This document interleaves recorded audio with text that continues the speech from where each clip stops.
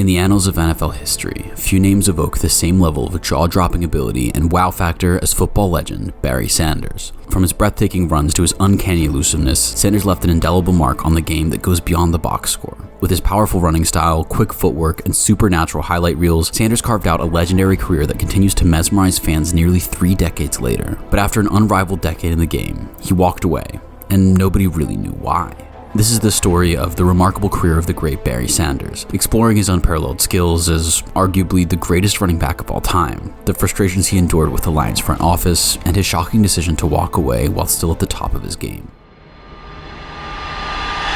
1.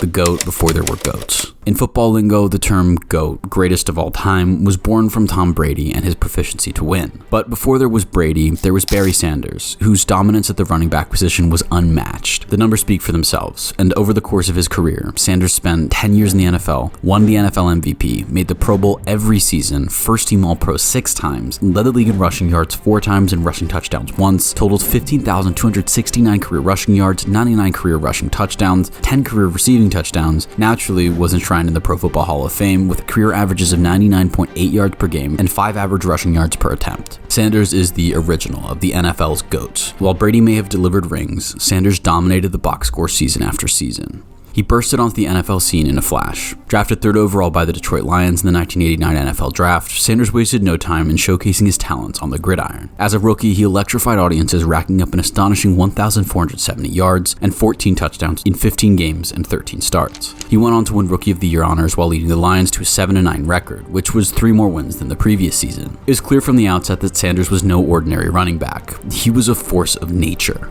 a game changer, a generational talent. As the years went by, Sanders only got better. The 1991 season saw Sanders finish with 16 touchdowns and 1,548 rushing yards, while in 1994, Sanders led the NFL with 1,883 rushing yards along with stunning averages of 117.7 yards per game and 5.7 rushing yards per attempt. Season after season, he dazzled fans with his ability to make defenders miss, effortlessly weaving through defensive linemen and leaving a trail of broken tackles in his wake. His signature spin move became the stuff of legend, a symbol of his football genius and evasiveness on the field.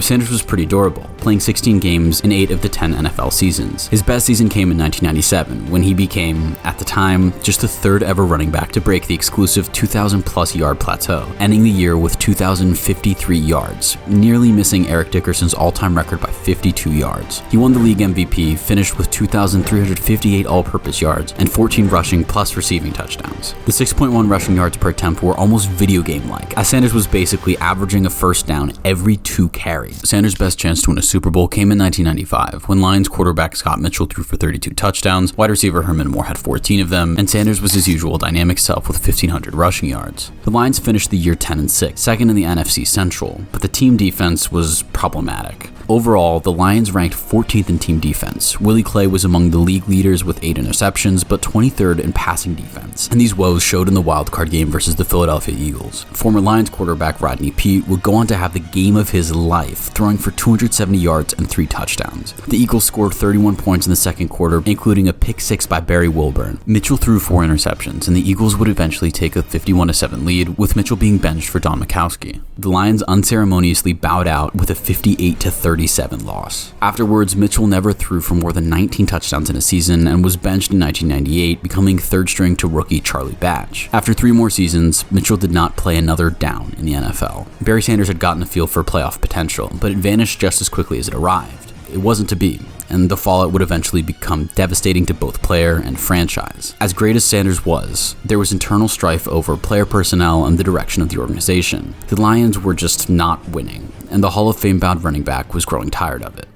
2. Frustration with the Lions. While Sanders' individual brilliance was unquestioned, his career was marred by the frustrations of playing for a perpetual losing franchise. The Lions would get to the playoffs, but there was never optimism in the locker room or the Detroit fan base that they had a legitimate chance to win a Super Bowl. Emmitt Smith had Troy Aikman for quarterback and Michael Irvin at wide receiver. Marshall Faulk had Kurt Warner and a receiver core of Isaac Bruce, Torrey Holt, and Ricky Proehl. These Hall of Fame running backs partnered with other Hall of Fame quarterbacks and wide receivers that brought a swagger and dominating presence to the football field. Fans filled stadiums to watch competitive, exciting games. The Dallas Cowboys and St. Louis Rams always had a chance to win on any given Sunday, and every season they would be labeled Super Bowl contenders. On the other hand, Sanders' Lions were on the opposite side of the spectrum. He teamed with Herman Moore, a perennial deep threat wide receiver, but the quarterback position was a revolving door, and the two elite talents within the Detroit offense never got the help they needed to take the team over the top. In his 10th season, Sanders played with 10 different starting quarterbacks, including Rodney Peete, Bob Galliano, Eric Hipple, Eric Kramer, Andre Ware, Scott Mitchell, Charlie Batch, Frank Reich, Don Mikowski, and Dave Craig. Peete never threw more than 13 touchdowns in an NFL season, and the others were mostly career backups. That meant the sole pressure fell on Sanders to carry the load of the offense and put points on the board. He had to be perfect, or the Lions were out of the game.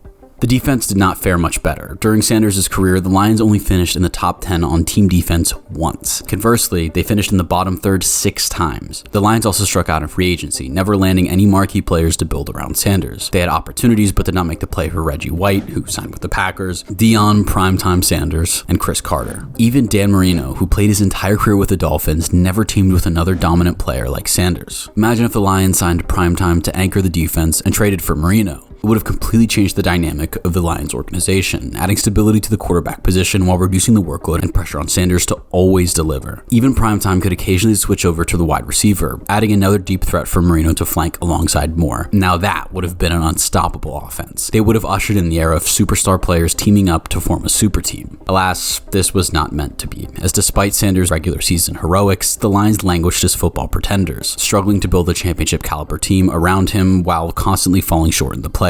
Year after year, Sanders found himself shouldering the burden of carrying a mediocre team on his back. By the time the playoffs had rolled around, he'd be completely gassed, and the Lions would be thwarted by a lack of talent. It should be noted that Sanders was not particularly effective in the playoffs. In 6 playoff games, he dropped down to averages of 64.3 yards per game while only having 1 touchdown. In 1994, Sanders was shut down by the Green Bay Packers as their defense held him to -1 yard on 13 carries, with the longest carry of only 7 yards. So perhaps he bears some culpability in the Lions' playoff futility. Or maybe he just picked a bad day to have a bad game.